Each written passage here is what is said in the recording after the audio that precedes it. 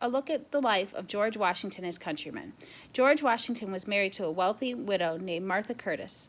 Tiny, outgoing, and plump, Martha was a charming hostess with more than 2,000 guests that visited their Mount Vernon homes in the years before 1775. Martha had 2 children from her previous marriage, and Washington adored them. The couple enlarged Mount Vernon into an enormous self-contained community. Washington grew tobacco, then switched to wheat. Besides raising mules, sheep, hogs, and prize bulls, he also bred horses and foxhounds, netted tons of fish, and grew such things as wild grapes, Indian corn, oats, clover, flax, hemp, nut, pear, apple, apricot, and cherry trees. He even grew orange trees that spent the winter in the greenhouse.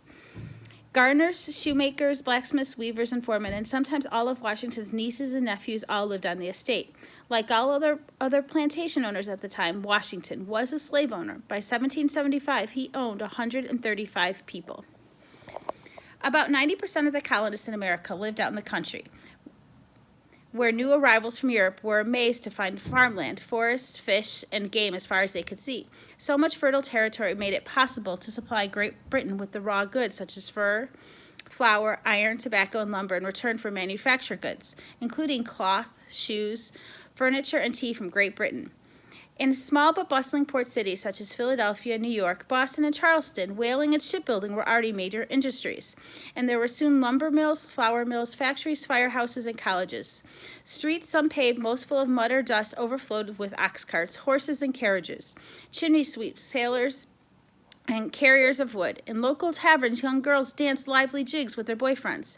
The most well-off, best educated were usually planters like George Washington. Merchants, doctors, ministers, or lawyers. Next came a very large middle class that included all farmers, shopkeepers, teachers, craftsmen, and fishermen.